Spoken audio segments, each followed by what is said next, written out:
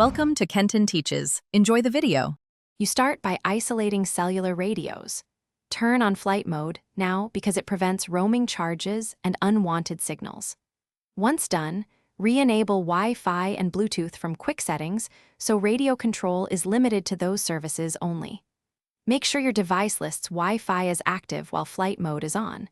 This preserves safety compliance while letting you use onboard networks. This first step separates cellular from permitted local networks and prepares you to join the plane's systems without reactivating mobile data.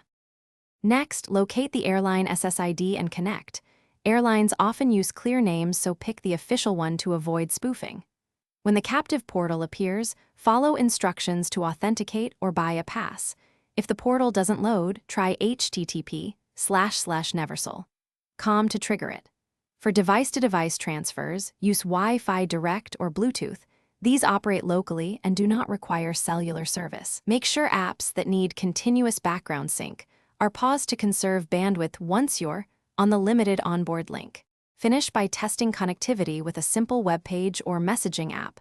Once confirmed, keep usage light because bandwidth is limited and shared. If you need secure browsing, use a VPN after connecting, but be aware it may add latency. Make sure background updates remain off to avoid surprises.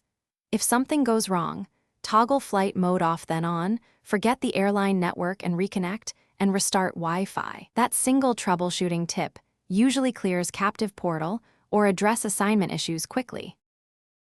Thanks for watching. Please subscribe if this video was helpful.